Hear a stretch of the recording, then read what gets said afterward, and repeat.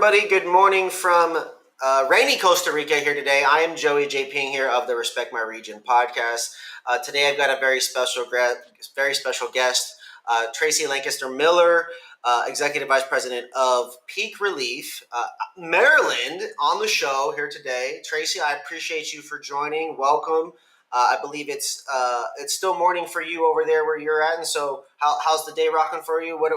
What is it like in a Maryland July summer out there? I've never been. How are we Well, looking out thank there? you so much for having me. It is hot and muggy. Yeah, Okay. today is pretty gray, but it's very humid around here and it is July, so yeah, July and August are just like sweltering hot. Summertime in Maryland, things are heating up. It's warm already. And this conversation is about to get hot, folks. So I hope you guys are ready. We're going to talk about Maryland cannabis. Tracey here, Executive Vice President of Peake ReLeaf, a really cool group that we discovered just searching through the webs, like Google searching dispensaries and like popping around the map and like looking for dispensaries in these different areas. In like places like New York or LA, it's like cities with hundreds and hundreds. Places like Maryland, there's not a ton of options compared to some of these other markets. And so we're excited to talk with you, Tracey, about what you guys have been up to there in Maryland and also specifically touching on your experience. I think it's important to touch on what you've been up to help people become more aware of the different aspects of this industry where maybe they could get involved or maybe where they can support and participate or learn and things like that. And so, Tracey, Peak ReLeaf, how long have you been with this group? What do you guys do? Lay it on me. What's 30 seconds about like what all are you guys up to there in Maryland? Yeah, so I'm one of the founders. There's three of us Okay. founders. We incorporated the business in 2015. We Wow. opened our doors to the public in 2018. So we've been Wow. open for just over 7 years now. We are Holy a cow. retail dispensary. So we're customer facing in Maryland. Each type of license is separate. Hmm. So we're that customer facing. We started medical only, and a couple years ago adult use passed in Maryland, so now we are both a medical and an adult use establishment. Wow. Okay, so where I'm from in Washington, I was a bud tender right 2016, 2017, right? And our store to be medical and adult use rec, right? We had to be all medically certified or just have one person on the staff that was to handle that. Is that a situation that's similar for you guys, or what is some of the differences or specific details that differentiate this adult use side versus this medical side? Yeah, so in our state, well, the people who work in the industry, it doesn't matter whether or not they're a patient or not. There's a Hmm. whole bunch of required training for our staff Nice. in different things that they have to be knowledgeable of so that they can service both the medical and the adult use population. And, basically it's like shopping in a lot of states. If you have a medical card, you come in and you show that card and we make sure we verify everything with the state and there's in our state there are certain products that are only available to medical patients because there's limits on like high THC Potency and edibles, things. Mm. and things like that. And then, if you can't get your card, don't want to get your card for many reasons, there's lots of people who wouldn't do that. Then, there's the people who will shop adult use. So they can basically access the vast majority of the products that are in our market. Wow. We have pretty much everything available in Maryland now. If we had talked to each other a couple years ago, I'd say, oh, maybe we were missing a couple of like, we didn't have edibles when medical first started. But by now, edibles have been a thing for a while. And, pretty much all product types, drinks and stuff like that you can Yeah. find in Maryland now. So I'd say that Cool. we're a mature market here in Maryland. I mean, I would say so. 7 years of being open with 10 years under the belt. I mean, that's crazy to think that there's like people look at me like I'm some seasoned cannabis traveler, and I hate to say the word expert, but it's like some of these not so mature markets, like you've only been in the space. I've only been in the space 8 or 9 years. Like there's no way I'm an expert at anything, like at all, but period. But like once you're in cannabis, it's like this dog and animal years where you just go through so much. And with for me, I'm not even a retailer, Tracey. I haven't even had to figure out the cameras, the architectures, the compliance, the permits, then the delays. I know you guys, everybody has to deal with delays and pushbacks where it's just like, yo, will the city please do something? Can we please get the fire or whatever? And you're like, there's always some kind of speed bumps or like, okay, now they're here. It's too fast, right? It's always like, hurry up and wait, right? Tracy, what were some Yeah. of these things that you felt like that you had to overcome? What were some of these things you had to overcome in the early days, getting it going? I mean, like you said, 2015 incorporated, 2018 doors open. What was going on in those 3 years? Well, first, the application period was incredibly long and drawn out. We were part of the original first round of people who applied when the laws changed in Maryland. And so, Okay. those of us who applied for a dispensary license, we had to wait. It was like almost a year and a half from turning in Wow. the application. It was like a year and a handful of months to even hear if we had won. So, during that time, I was living in Colorado at that time. I'd been out there for a while. I was getting my experience in the industry. And so we're just trying to like keep the team together with like a prayer that like maybe we'll win. Right, right, right. so But so at that that was point, a did you have to have like the lease, and are you paying and like basically like sinking money into these assets, like some of these other states had to do it to get approved or to participate? luckily we didn't, but there were people who did. Wow. We had actually applied for a cultivation license at that time and didn't, and we were like and didn't get it, and we were like ready to break ground and stuff like that. And Oh no. didn't end up winning that license, though we scored super close.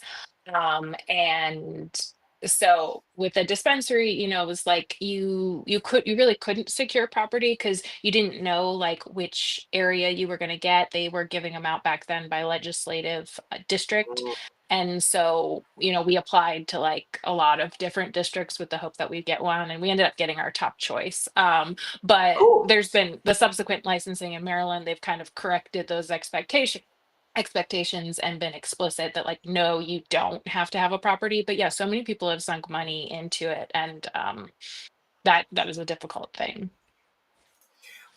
One of the things I was looking at, like what you were just saying, was this map there behind you, and I realized that I'm probably one of those people that has no clue where Maryland is actually on the map, right?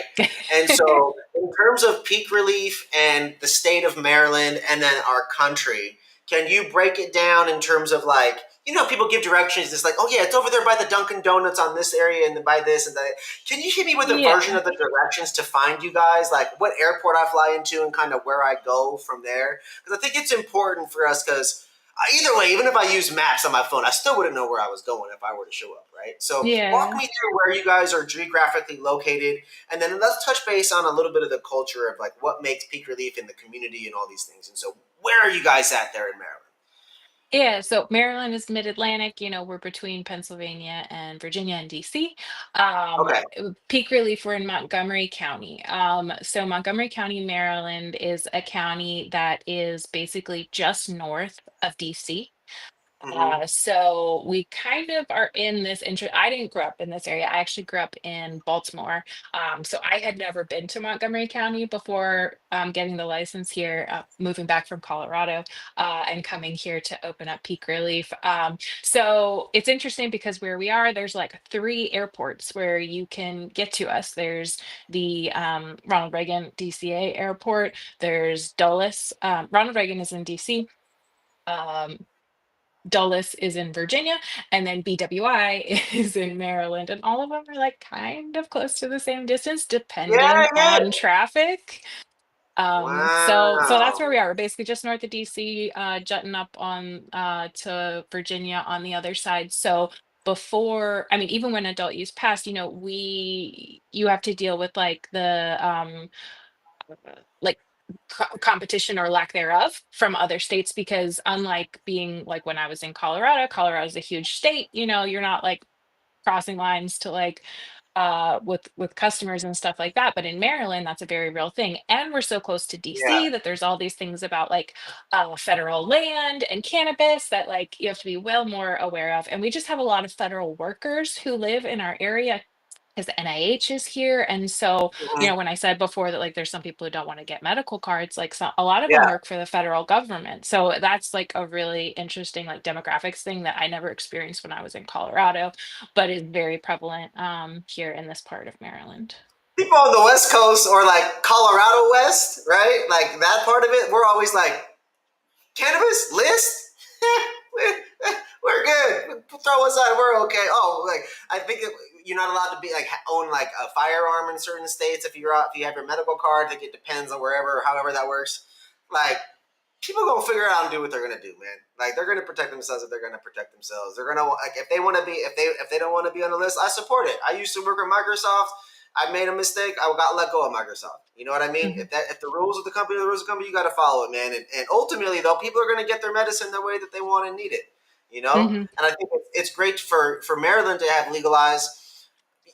These states just need additional revenues for things. I find it rough. Like where I'm from, you know, the school district I went to, man, they're on strike all the time.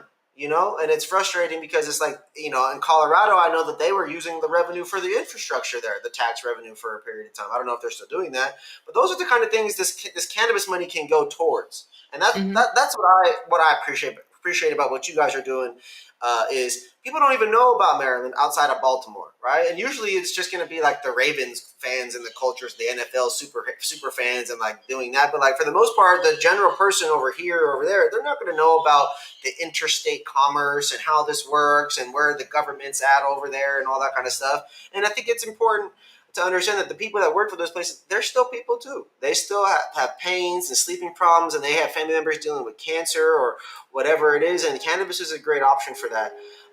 Tracey, I was looking through your guys' website, and I couldn't help but notice this focus on not to say like Peake ReLeaf isn't this cool brand, but I just felt like it had more of this like we take care of our people kind of vibe. Like we take care of our community. Like we're that's not maybe not Yeah. medical, maybe not the right word because medical can still be like stonerish if you would. But like shout out to the Oregon people that make you know medical cannabis still on the hippie side of things. But like you know, I just felt like it has this real medical vibe to it. When you guys just you know talk to you know when you as one of the founder when you talk about your retail and your experience to people that may or may not be cannabis friendly, how do you guys describe it? What do you guys want to be known for in terms of your experience and what you guys bring to the community?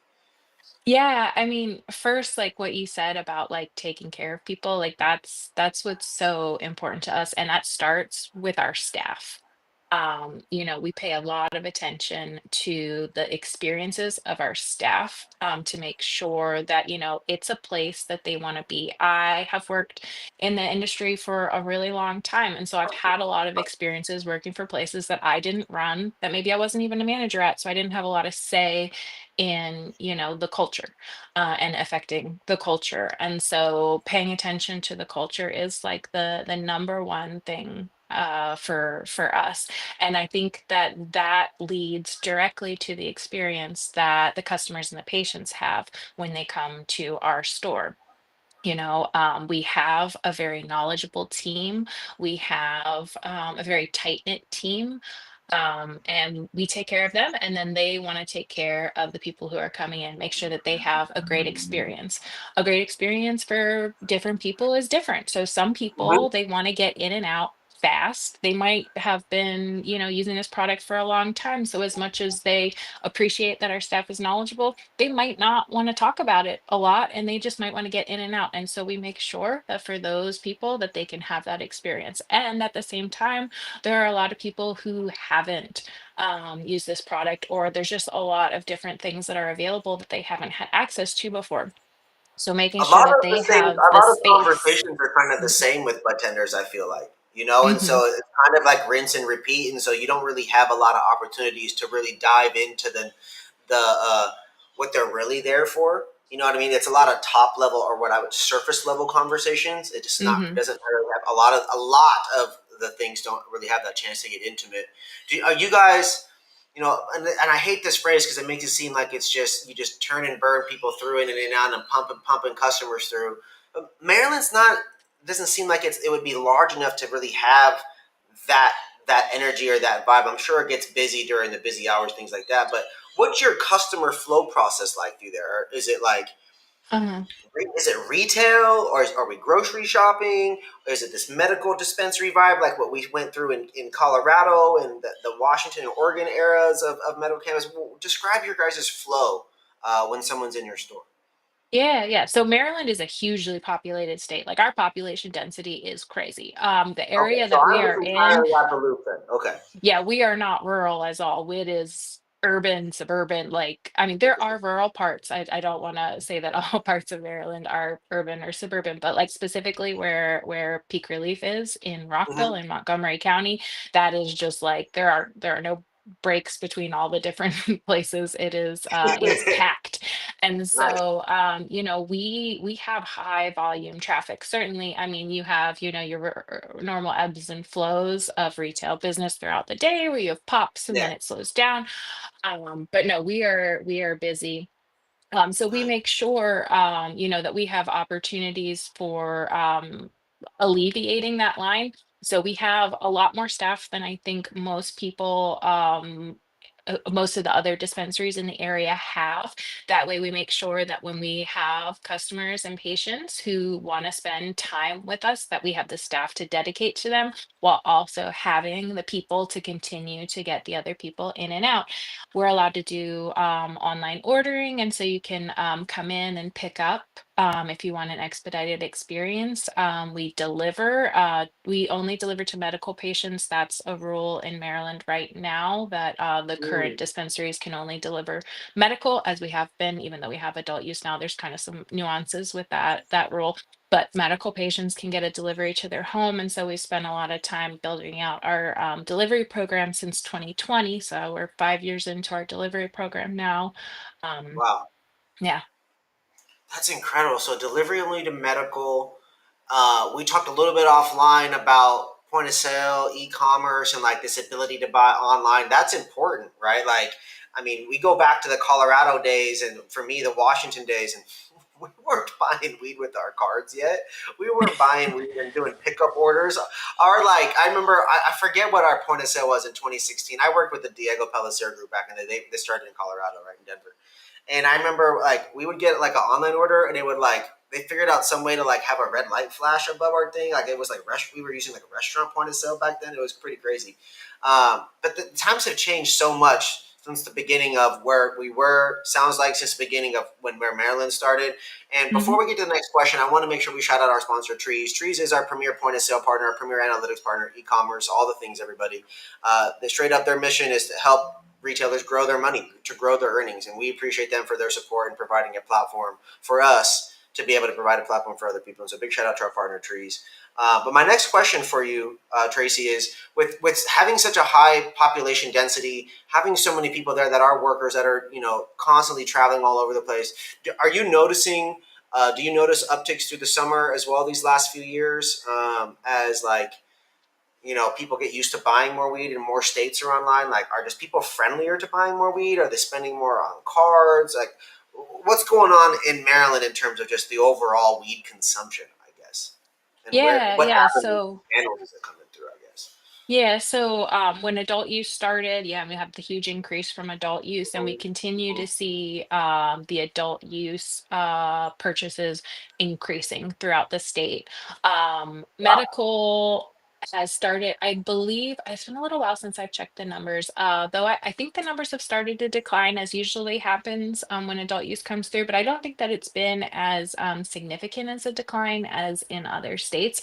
Yeah. And so what we've seen overall is just a huge increase in the amount of people purchasing product. And when adult use first started in Maryland, adult use customers couldn't buy concentrates and they could Mm. only buy vape cartridges. And that has changed. And so then we also see an uptake in purchases based on that, and over time as a market matures, prices start to drop, and so there's a little bit Yep. of a balance between how much people are buying versus how much of the price is and stuff like that.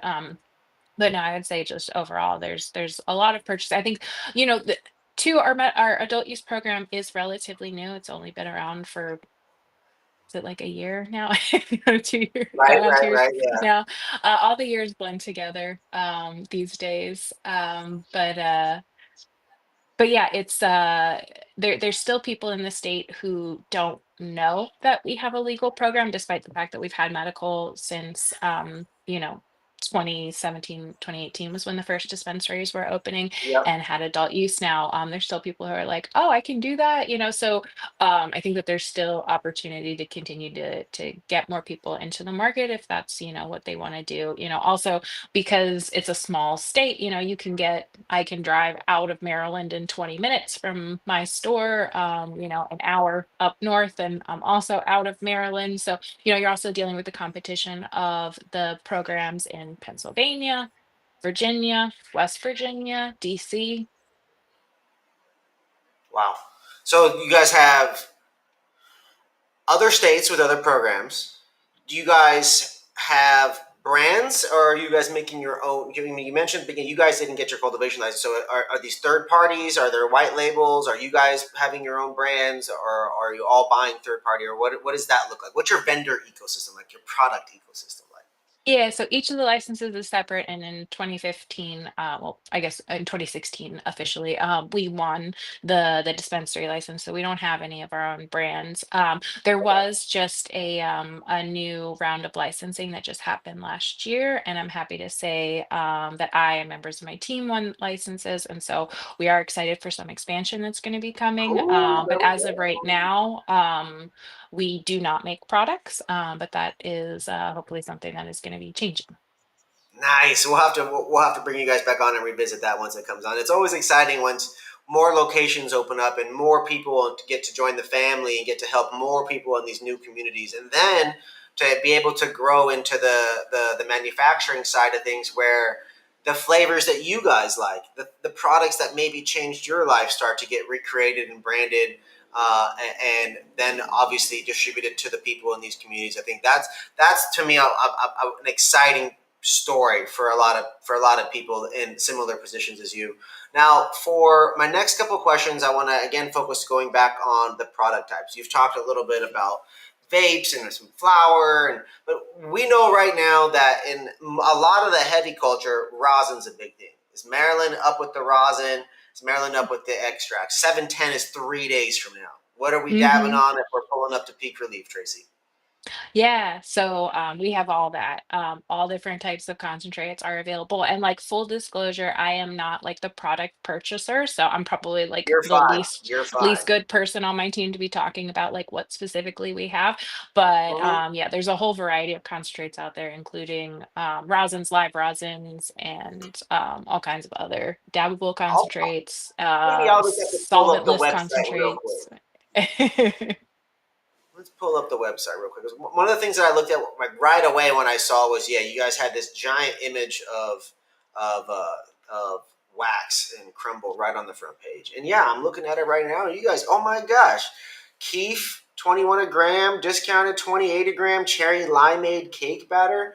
Okay, we're talking, we're cooking with fire right now. Look at this. Yeah, I What mean, do we one of the got things here? that we really pride ourselves on is having an extensive menu. That's one of the things that not being able to produce our own products has basically made us be able to Shatters get and a lot of batteries. connections with a lot of vendors in the industry. And, they want to Mm-hmm. sell at our dispensary. And so, we have a lot of different products. I mean, sometimes we'll have as many as like 800 individual items on our menu, Wow. individual SKUs on our menu. So, that's a lot of products.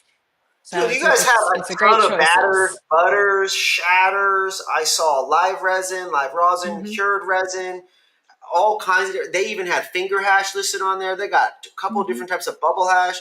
I mean, yeah, Tracy, this is a very extensive offering here, and it's definitely more than what I anticipated. I don't know what.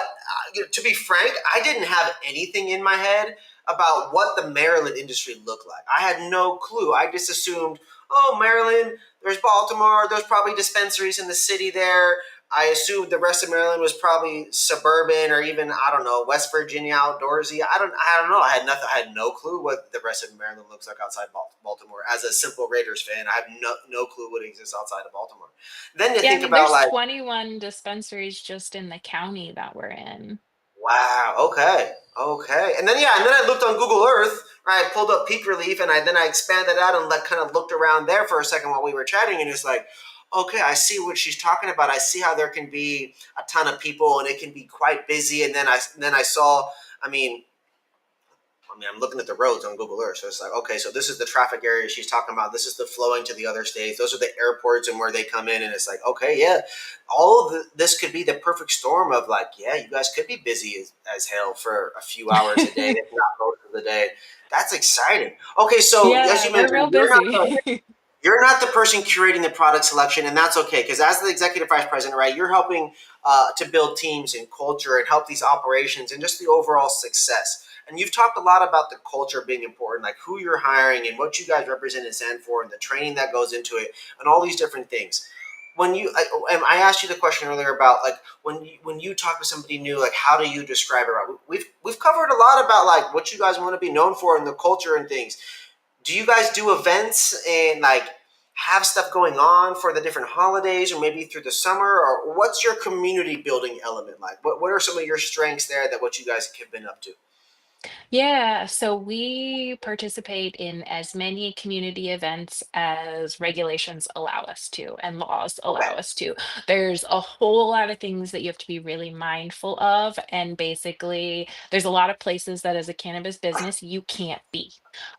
So we do have to tread that line of like, is this an appropriate community event? Can I show that there's enough adults who attend this event that then it's appropriate for my company to be at? Because Maryland is That makes very sense. strict about advertising to That like minors, and 70% 21 plus thing kind of it's situation. 85% actually in our state. Yeah. So Whoa. basically, like you're looking for events that are 21 plus as much as you can, unless somebody can show you data that like there's only, such small number of under 21s. Yeah, so it's really Wow. strict. So with that in mind, there's a lot of like cannabis focused events that we're at, and then as many community events as we can be at, we are. We try to do things with our local city that we are a part of Mm. as much as possible. National Cannabis Fest happens not too far from us, so that's always Yeah, really yeah, yeah. exciting. And actually, it didn't happen 420 this year, and it's coming up. I forget the date, but it's coming up in a couple of weeks. So we're going to be out at National Cannabis Fest, which is going to be amazing. Um, and then we've done we continue to do a lot of support of local nonprofits. Mm. So it might not necessarily be like a specific event, but if there is an event of theirs that we can, sponsor, we'll do that if it's appropriate. If there's things that we want to support, but maybe we can't do an event with them because we can't, show the demographic data of the age requirement, then maybe we're doing then donations to them. We do a lot of food drives, and we always have some sort of Cool. drive going on at our store. So if Yeah. you come to visit us, come check out like what drive is happening. It might be a food drive, a clothing drive, a toiletry drive, something like that, so that we're always having an opportunity to build up the community and support the community. Man, I know I can, those drives are important. We do charity work historically up in Seattle and try to work with women and children. And we also do a campaign with music artists. 'Cause COVID just wrecked the whole music artist community in so many places with the venue stuff. And just the value of giving back to the community, it's huge. The real impact, the real value of that for people, it can be very helpful. And so I appreciate that you guys put the energy into that. A lot of dispensaries, they don't have it organizationally, they don't have the bandwidth. Oftentimes I feel like it's an excuse, but then you get into the nitty gritty of it and they don't even know what they're doing. A lot of the times they're just trying to survive. And so I appreciate when a group is able to do that and actually have real life impact on that. Tracey, you mentioned getting some of your initial experience there in Colorado. What have how did you get into cannabis? What were you doing before cannabis? How did we land? How did we get to 2015 and then a decade later here, Tracy? So I moved out to Colorado in the 2000s, like the mid 2000s. I didn't move out there for cannabis, though I did kind of move out there for cannabis. I wanted to live in a state where I wasn't going to get arrested if I consumed cannabis. And so Mm. Colorado was pretty top of the list. I considered, Oregon, Washington, California, but I settled on Colorado. But I was really young, and so I went to college and I got a degree in anthropology. Wow. And then I got a master's degree in anthropology out there. And I was definitely on like the academia train. Like I thought that I was going to be a professor or work for a museum. And when I graduated with my master's, there just were not the kinds of job opportunities that I thought that there would be. Funding was being cut, jobs were being slashed. And of course, it was like those lower level master's level jobs that were the first to be cut. So I kind of saw the writing on the wall of like, I could participate in this, but this is going to be much harder than I thought. And I might continue to sink a lot of money into a PhD and still be in the same position as I am right now. And like, is that something Yeah. I'm willing to do? So I was like, I'm at least going to take a break from this path. I have student loan debt I need to pay. And I live in Colorado and it's the mid 2000s. So like what am I gonna do? I was like, oh, I guess I'll work in the cannabis industry. That's where the jobs are. I had my partner, now my husband, at the time he was working ancillary, working at a hydroponic supply store, and he's like, yeah, I know lots of people. I'm sure I can like ask someone to give you an interview. And so I ended up getting a job, and from there, I bud tended, I trimmed a lot. And over time I was promoted into compliance positions, and that's where I was like, oh, I'm actually really good at cannabis compliance and I enjoy Mm. it, so maybe there's something here. And it was around that time, that this is now like 2014, that or maybe it's 2013, that laws were changing in Maryland. We heard medical was going to be passing, so I think medical passed around that time, one of those years.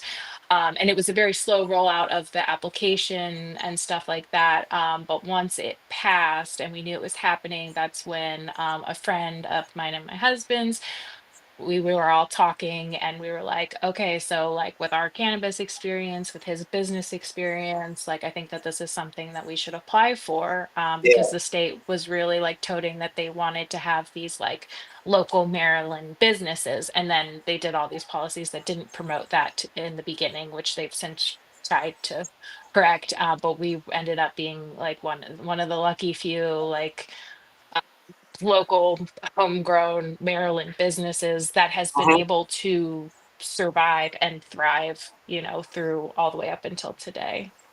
I'm getting the sense of you alluding to, was Maryland an MSO state at the beginning? Was it an No. MSO medical market in the beginning, or Well, yeah, yes, I guess so.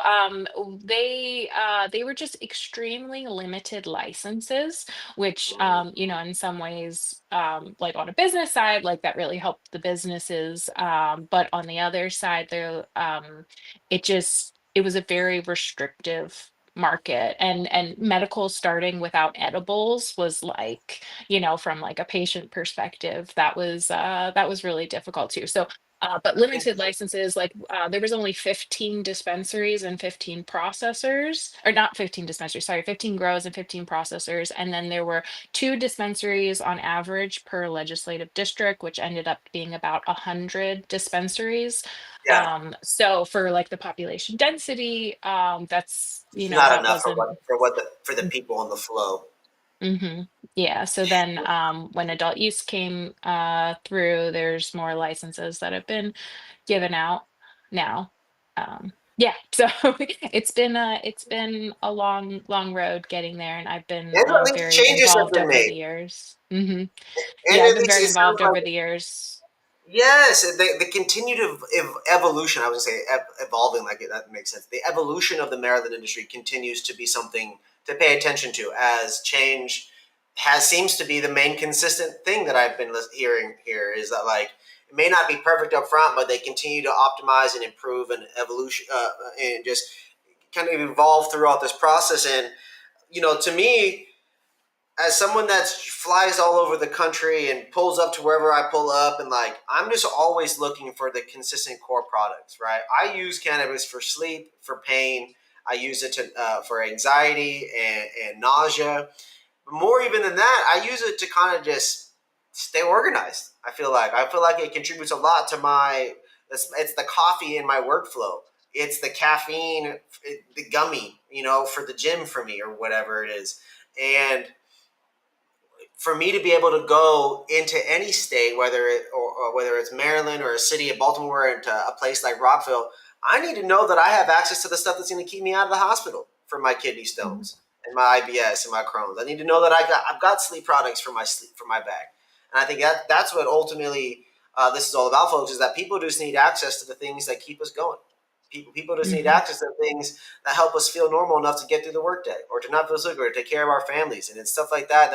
This is just it's just real life impact for people that live there currently and that choose to support you guys. That they need y'all, and I think that's exciting. And so, Tracey, we've got 710 coming up. We just had July 4th. We had 420 a couple months ago. We're in the middle of the summer. What do you guys have coming up for? We already talked about a little bit about 710, but what do you guys have coming up through the rest of this month? And as we get into August and September, anything on the horizon for y'all? Yeah, I mean, we're gonna be at National Cannabis Fest, and then yeah, there's a lot of deals that we run every week, different deals every day. That's one of the things that was really important to us when we opened was, we wanted to make sure that we had like I feel like people who aren't really in touch with the cannabis industry and cannabis culture, like when they open dispensaries, they don't really have like the deals that everybody wants. So like we're really focused on making sure that the deals are the deals that the people Yeah. who use cannabis actually want, and not that's convenience based on like inventory that we have and stuff like that. So those are really the big things. There might be some community events that we're going to be doing in the later half of the summer that we're working on as well. Mhm. And yeah, so definitely check out our website and our socials as well, and we can keep people updated on that stuff. Folks, now's a good time for you guys to pull up the internet tab that you guys use, internet, Safari, Google Chrome, whatever it is, and to go to peakrelief.com. Make sure you guys click on the shop tab, select adult use if you're an adult, and check out their extracts. I mean, I'm over here in the extract categories, and look at these deals, man. Look at this. 21 a gram for some keef. You could infuse your stuff all week long right there. Then they got these delicious batters, sugars, cured, live. I remember Beeswell from out in California. That's exciting to see that they're out there. I wonder if they were one of those groups that was out there first and then came out there and then moved back, kind of thing. MPX is in a couple states out there. I'm excited to see their stuff. But yeah, man, you guys got some really, really good products there on the menu, and I'm excited to be able to get out there, check it out. Hopefully, someday I can be there soon. But Tracey, usually I like to end the episodes by sharing the floor, giving you a chance to just talk or speak about anything that's important to you or promote something. We've done a lot of promotion, we've done a lot of education today, and so I don't know what else we got left, but the floor is yours, and I appreciate you being a guest on the show today, and thank you to Trees for being our sponsor on the episode. And so, Tracey, I appreciate you. Yeah, thank you so much for having me, and thanks everybody for listening. Yeah, definitely check out our website. We've got an apparel website too on there that you can check out if you want to check out some of the swag we have. We have a lot of really cool artist collaborations on there that I think people would really like. A lot of creativity that goes into that. So yeah, definitely Peak check it out. merch, right, is what I'm looking at on the site right here. I'll bring it Yeah. up for the people. Look at that, folks. Peak merch. PeakReLeafMerch.com. Hats, shirts, hoodies. Oh, that one's kind of dope. The 710 or that 777. I like that. Ooh, this is fresh. United Roots. Okay, coming in hot here with the merch. Let's go. Peak Relief, y'all. Make sure y'all tap in, like, follow, subscribe, talk shit about RMR, but make sure you guys visit these dispensaries that we bring on. Tracey Lancaster-Miller here, Executive Vice President of Peak Relief, a wonderful group there in Maryland. Please go check them out. PeakReLeaf.com. Everywhere, all things Peak Relief. You know what I'm saying? Tracey, thank you so much. I appreciate you. I'll catch you guys here next time. I love you.